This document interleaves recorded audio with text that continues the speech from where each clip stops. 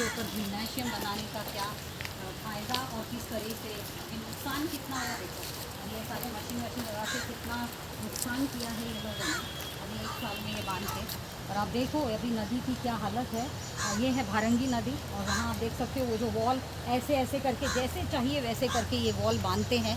और अभी ये जो काम चल रहा था ये तो रोड के लिए चल रहा था कि रोड बनाना है। और आप देखिए इसी वजह से ये जो आपको दिख रहा है ये सब साइड का, यहाँ दिखा देना ज़रा, ये जो साइड का सब है ये सब जो पूर की स्थिति जो आई, जो फ्लडिंग हो गई। और आप देखिए यहाँ तक ये वॉल यहाँ तक है, लेकिन ये सब वॉल आगे की तरफ, उधर आप पीछे की तरफ घुमा लो, आप पूरा घुमाओ, धीरे धीरे घुमाओ ताकि आप दिखा सकते हो कि वो वॉल कैसे टूटी हुई है। सारी वॉल कैसे टूट गई है ये हम देख सकते हैं अभी।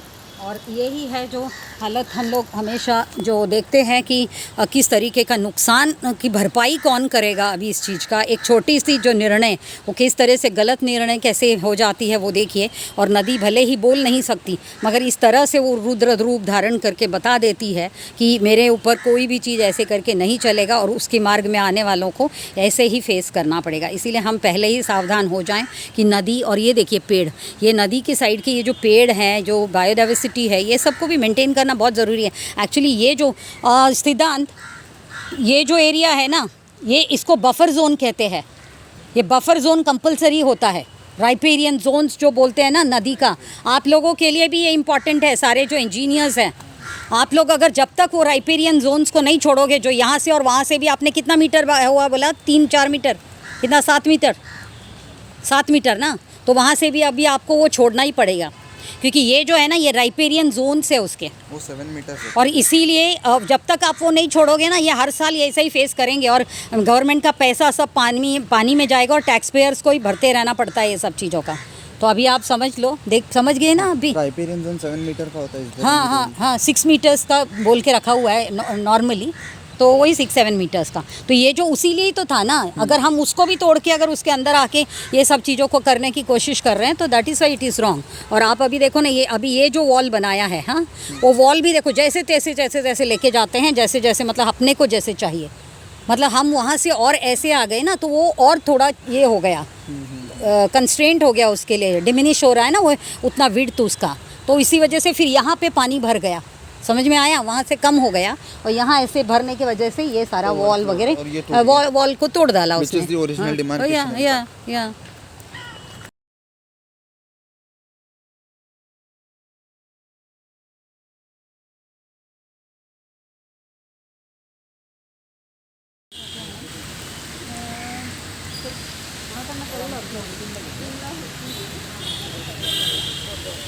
आणि माझे मी इथे स्थानिक असून इथे अनेक लोक आहेत, इथे सरकारी डोंबिवली बँक आहे, ती बँक पण बिचारी वाचली। मुळात काय आहे, प्रत्येक वर्षी तुमचं काय नाव? माझं सत्याग्रह पाचनात अच्छा, काय पोझिशन? मी राजकारणात आमची सामाजिक संघटना आहे. प्रत्येक वर्षी पाणी सुटते आलेलं आहे. आणि कसं झालं, नगरपंचायतचा जो विकास चालू आहे आणि इथलं म्हणजे मुद्दा असा आहे की माजी नगरसेवक आणि आजी नगरसेवक यांच्यामध्ये ते वाद आहे. हां, वॉर्डचा वाद आहे. आता ह्या वॉलमुळे काहीच होत नाही, ते प्रयत्न करत. पण याची गरजच नव्हती ना. नदीने दाखवून दिलं तुम्हाला की ह्या भिंतीची, तेच मी आता हे जे इंजिनियर्स आहेत सगळे, हा इरिगेशन डिपार्टमेंटचे इंजिनियर आणि हे तुमच्या नगर परिषदचे इंजिनियर, यांना म्हणूनच दाखवून देत होती की हा जो भिंती बांधायलाच नको होती, कारण नदीवर हा असा भिंती बांधायला नको. आणि मी कधीपासून ह्या आमचे जे ढोकणे आहे याला ज्यांची इंचार्जशिप आहे भातचा प्रकल्पचे, त्यांना सांगितली होती की असं प्रकारचं भिंती का बांधलं गेलं याच्याबद्दल सांगा. हा मी फेब्रुवारीपासून सांगते त्यांना, कारण परमिशन देत होते. आणि आता बांधलं गेलं. एक मिनिट, मी त्यांना दाखवून दिली की आता बघा ती जी ऑलरेडी ओरिजिनल जी भिंती होती ना, त्यामुळे तुम्ही जे बघितलं असणार इथे जे तुटलं, कारण ती ओरिजिनल जी होती नदीने दाखवून दिला, हा माझ्या तुम्ही ऑलरेडी दिलेला आहे मला आणि परत तुम्ही कशाला कमी करताय म्हणून तोडून फेकलं ते. आणि याच्यावर जर 2 फूट अजून गेला म्हणजे याचा अर्थ 12 फूट वर गेले. का गेली? नुसतं हा भिंत बांधला गेला म्हणून. आधी का नाही झाला असं आणि आता का झालं त्याचं कारणच हा. आणि दुसरा तुम्ही की हा जो गार्डन, एक मिनिट तुम्ही जे हे गार्डन, कारण काय झालंय, आज जेव्हा एवढा मोठा जेव्हा परिस्थिती आला तेव्हा आपण बोलायला लागतो. आता जर 2 वर्ष झाले आणि 2 वर्षात आपण काही केलं नाही आणि आज जेव्हा असं आलं तेव्हा आपण बोलतो. आपण कशाला? नदी बोलू शकत नाही म्हणून नदीच्यावर काही करू शकतो आपण. आणि आपल्याला अजूनही नदीच्या ब्लू लाईन, रेड लाईन बद्दल काही समज नाही आपल्याला. मॅडम, नदीच्या अजूनही आपल्याकडे मॅप नाही आहे, फ्लड लाईनचा मॅप. मनोहर पाटवे पत्र नवभारत हां हां शूट केलं चालेल हां चालेल. तर म्हणूनच म्हणते तुम्हाला की जेव्हापर्यंत आपल्याकडे नदीच्या अजूनही पात्र ठरलं गेला नाही त्याच्यावर काही काम करायचंच नाही. मॅडम इथे मी फक्त एक लेखी पत्र केलं याच्यामध्ये मी तुम्हाला सगळं तर याची नमूद ग्रेनेज केलेलं लाईन आहे. या बिल्डिंगची इथे आम्ही फक्त इथल्या ग्रामपंचायतला कळंबे ग्रामपंचायतला आम्ही एक निवेदन केलं की तुम्ही पाण्यामध्ये बांधकामं होत आहे तर तुम्ही परमिशन कोणती दिली आणि तुमच्याकडे काय सादर केलं आणि तुम्ही ही परमिशन दिली. तुम्हाला सांगते परमिशनचं आहे नाही का मला तुम्हाला सगळं माझं तुम्हाला समजते. फक्त मला तुम्हाला सांगायचे की कसं पद्धतीने विचारलं ना की तुम्हाला हे वाचवता आलं असता आधी. कारण तुम्ही त्यांना विचारताय तुम्ही ज्यांनी परमिशन दिला याचा NOC कोणी दिला इरिगेशन डिपार्टमेंट मिस्टर ढोकणेने. आता मिस्टर ढोकणेला समज पाहिजे होतं की पर्जन्यमान म्हणजे जे पाऊस पडतो एवढा वर्षात किती पाऊस पडला कितपर्यंत नदीचं पाणी जातोय हे सगळं समजून त्यांनी मग परवानगी द्यायला पाहिजे. त्यांनी कसं दिला सब्जेक्ट टू म्हणजे परवानगी दिला सब्जेक्ट टू काही झालं तर ते तुमच्या रिस्पॉन्सिबिलिटी असं द्यायला नकोय. तर सुरुवात तिकडनं होते आणि आधी आपल्या जी नदी असते ना नदीच्या आपल्याला पूर्ण जी रेषा म्हणजे फ्लड लाईन म्हणतात पूर लाईन म्हणतात त्याला ब्लू लाईन रेड लाईन असं करून जे पूर क्षेत्र असतात तेवढ्यापर्यंत आपण काही करू शकत नाही. आणि ऑलरेडी आपण तर एक भिंती बांधून ठेवला होता आधीपासूनच आणि आता परत त्याच्या आतमध्ये जर भिंती आणलं तर ते जे होणार होतं ते दिसलं आपल्याला. आणि हा तर म्हणजे जर 2 वर्ष तुम्ही अशा प्रकारचं एक गार्डनसुद्धा बांधू दिलं आणि अशा प्रकारच्या एक व्यायामशाळासाठी हा सर्वात मोठं चूक आहे. 2-2 वर्षापूर्वी सर्वात सर्वात मोठी. अर्ज आहेत मॅडम हे कामं थांबवण्याचे 2-2 वर्षापूर्वी आता मी यांना ते म्हणूनच विचारलं ह्याचे पैसे कोण भरणार हे जे नुकसान झालं. आता मी ते एक व्हिडिओ पाहिली एक ती ब्युटी पार्लरवाली म्हणते माझ्या 15 लाखचा. अरे मग तुम्ही गप कशाला राहिले एवढा वर्ष कोणासाठी वाट बघताय. तुम्हाला समजा नदी बोलू शकत नाही म्हणून तुम्ही तेव्हापर्यंत काही बोलत नाही. जेव्हा काही झालं तर आमचं हे नुकसान झालं ते नुकसान त्याच्या आधी बोला ना. अहो मॅडम नदीवर हे इथं करायला नको. एक नुकसान तिकडचं वाचलं गेलं तिकडचे लोक उद्ध्वस्त झाली असे आज 10 ना 15 लाखाच्या वरती त्यांनी पण लाकडी माल वगैरे भरलाय. शिवाय सरकारी बँक आहे हे वाचलं पण गेलं पण म्हणतो ते तिथे. सगळं चुकीचं आहे ना. आता तुम्हाला दाखवते आता इथे सांडपाणीचं हे बघा तुमचं सांडपाणी पूर्ण पाणी सोडलं. मॅडम अर्ज आहेत आपली आता दुसरं बघा तिथे भिंतीला बांधलं गेलं की नाही हे सगळं सांडपाणी सोडलं जातं. अजूनपर्यंत जर सांडपाणीचं व्यवस्थापन नाही आहे मग या सगळ्यांना बिल्डिंगला वगैरे परवानगी कशी देते तहसीलदार. या बिल्डिंगचं पण सांडपाणी सोडलेलं आहे मॅडम इथेच आहे. या बिल्डिंगचं पण सगळ्यांच्या कारण अजूनही यांच्या म्हणणं STPचा आता विचार केला जातो आणि म्हणून आता अजून एक लक्षात ठेवा STP पण बांधायला नको. कारण मी आत्ताच अमेरिकाला जाऊन आली पूर्ण मी अभ्यास केली. आपलं हिंदुस्थानचं पण इंदोर क्लीन सिटी आहे तिथे सुद्धा ऑडिट कंडक्ट केला. आता बँगलोरमध्ये स्केअरसिटी तिथे पण बोलवलं गेलं तिथे पण मी ऑडिट कंडक्ट केलं. आता सगळ्यांना तेच सांगते की SBR टेक्नॉलॉजी आपल्या SBRचाच विचार चालला असणार है ना SBR. तर आता हा जो SBR MBBR असं जे STPचा जो आहे ना ते सगळं चुकीचं आहे. त्यातनं एक कारण नमामी गंगेचा आणि गंगा जी अजूनही घाण आहे ना त्याच्यावरून आपल्याला समजते की ते त्या प्रकारचं करून काही मेन म्हणजे ना खोलीकरण केलं पाहिजे. तुम्ही चालत जाऊ शकता मॅडम हा त्या नदीवर. एक प्रश्न विचारतो. बोला. ही नदी आहे का नाळ आहे अजून नदी माझ्या मते नाही शासकीय कागदामध्ये इथं नदी म्हणून नाव नाही. नाव नाही. आणि नदी जर करायची असेल तर मला वाटतं 50 लाख रुपये शासनाला खर्च आहे. नदी हा नाळा आहे नाळा आहे. मग नाळ्याला काही वेगळे नियम आहेत का.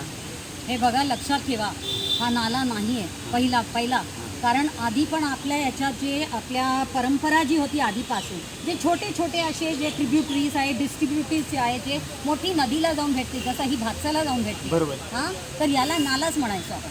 पण आजच्या काळात काय झालं आहे या नालाला अशा पद्धतीने घेतलं जातं की नाला ऑब्लिक नदी असं करून आपल्या डिझाईनवर घातला जातो. जिथे आपल्याला पाहिजे त्याला नदी संबोधित करणं जिथे पाहिजे तिथे नाला संबोधित करणं ते चुकीचं आहे कळलं. आणि याची ओरिजिन कुठून आहे ओरिजिन नाला आहे का नाही आपल्या माऊली डोंगरावरून येते आहे पूर्ण.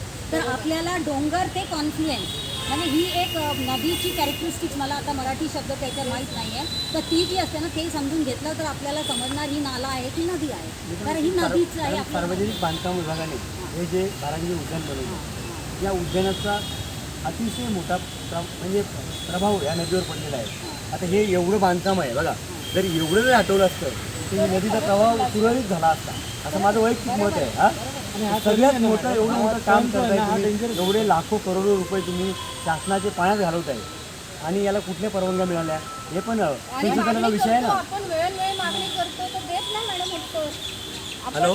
चला आज थोडंसं आपण बोलूया परत याविषयी. हा काय माहिती हा टर्न आहे पाण्याला टर्न बरोबर आहे. पाण्याला जसं वाट मिळेल तर सुटतं पाणी टर्न असल्यामुळे ना मॅडम इथे पाणी जास्त आपटतं. फक्त तुम्ही एक काम करायचं आहे, हे फक्त तुम्ही काम करायचं आहे की आपली जी हे आहे तहसीलदार, अच्छा हा एक पाना आहे का फक्त, कुठलं पानं ठेवू?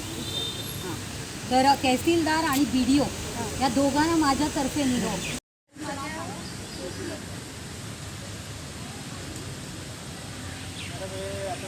मॅडम मुंबई नाशिक हायवे आमच्यामुळे नको. हा संघटना शक्य असेल की जे मुंबई नाशिक महामार्ग चालू केले मुंबई नाशिक ते पत्रकार आहेत, त्यांना विचारू शकता जनसेवेमध्ये आयुष्य.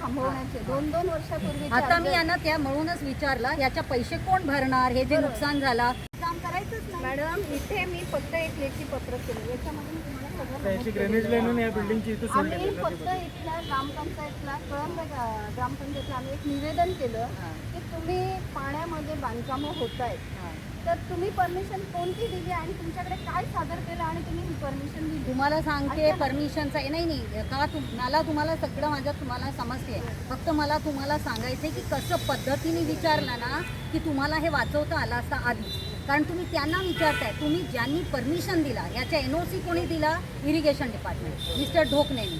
आता मिस्टर ढोकणेंना समज पाहिजे होतं की पर्जन्यमान म्हणजे हे पाऊस पडतो, एवढा वर्षात किती पाऊस पडला, कितपर्यंत नदीचं पाणी जातोय, हे सगळं समजून त्यांनी मग परवानगी द्यायला पाहिजे होतं. त्यांनी कसं दिला? सब्जेक्ट टू, म्हणजे परवानगी दिला, सब्जेक्ट टू काही झालं तर ते तुमच्या रिस्पॉन्सिबिलिटी, असं द्यायला नको. तर सुरुवात तिकडनं होते. आणि आधी आपल्या जेव्हा नदी असते ना, नदीच्या आपल्याला पूर्ण जी रेषा म्हणजे फ्लड लाईन म्हणतात, पूर लाईन म्हणतात त्याला, ब्लू लाईन, रेड लाईन असं करून जे पूर क्षेत्र असतात तेवढ्यापर्यंत आपण काही करू शकत नाही. आणि ऑलरेडी आपण तर एक भिंती बांधून ठेवला होता आधीपासूनच, आणि आता परत त्याच्या आतमध्ये जर भिंती आणलं तर ते जे होणार होतं ते दिसलं आपल्याला. आणि हा तर म्हणजे जर 2 वर्ष तुम्ही अशा प्रकारचं एक गार्डनसुद्धा बांधू दिलं आणि अशा प्रकारच्या एक व्यायामशाळासाठी, हा सर्वात मोठं चूक